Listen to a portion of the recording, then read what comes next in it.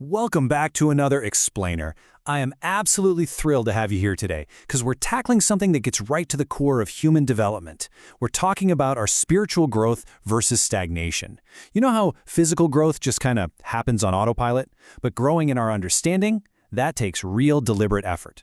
Today we're exploring a historical moment where a whole group of people hit this massive growth plateau, and we'll look at the ancient wisdom that was sent to jolt them right out of it. Let me just break the fourth wall for a second and ask you a slightly weird question. Why don't you, as a fully grown adult, drink baby formula for dinner, right? It sounds completely absurd. Your body needs complex nutrients, it needs substance, texture, and calories that a simple liquid diet literally cannot provide. Well, this exact same biological reality applies to our spiritual and intellectual lives too. So let me ask you, are you spiritually drinking milk? Now, what's really interesting about this is that it isn't just some modern metaphor. This is a direct quote from the Apostle Paul.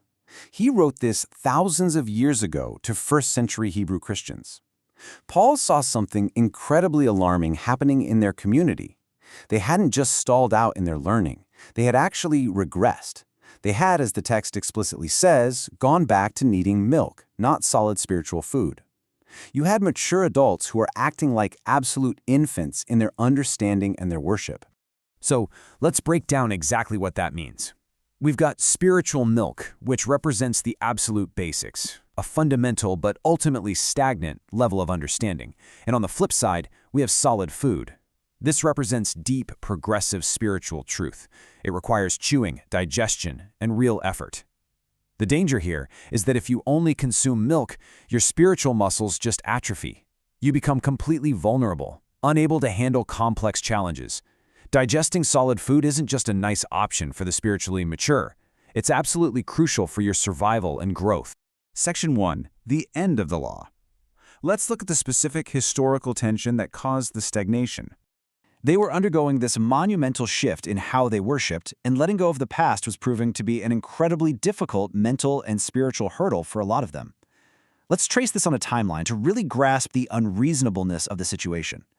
Event 1. Christ's sacrifice occurs, fundamentally changing the entire religious framework. Event 2. 3 whole decades pass. 30 years. That is a massive amount of time for a new reality to set in. Yet look at Event 3. According to the historical record in Titus 1:10, many Jewish believers were still actively promoting the Mosaic Law.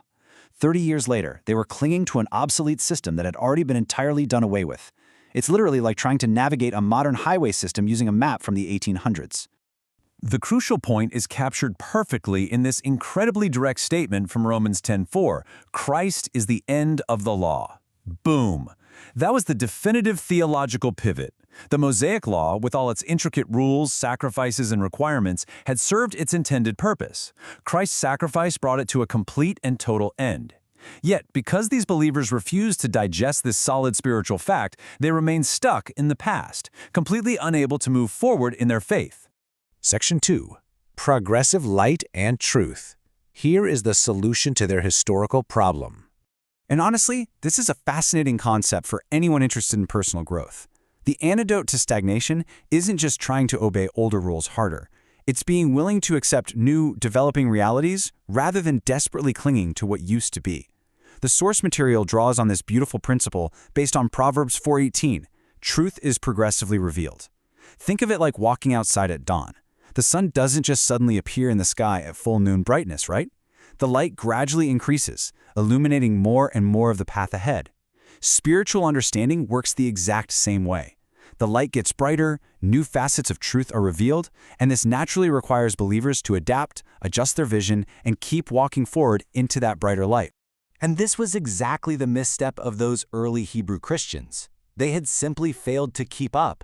The truth wasn't static. It was being actively and progressively revealed through the Christian congregation. As the congregation moved forward, guided by these new understandings of Christ's role, those holding on to the old Mosaic Law were effectively left behind in the dark, insisting that the dawn was as bright as it was ever going to get. Section 3. Courage to keep preaching. And this brilliantly illustrates what they desperately needed. Paul's inspired letter to the Hebrews wasn't written just to scold them. He wrote to equip them. The entire book of Hebrews is a masterclass in deep theology. It was the exact nutrient-dense solid food they needed to wake up their spiritual digestive systems. Let's walk through how this builds into an actionable, step-by-step process outlined in Hebrews 10:19-23. Step 1, they had to actively digest this solid spiritual food. They had to internalize the reality that the law was over.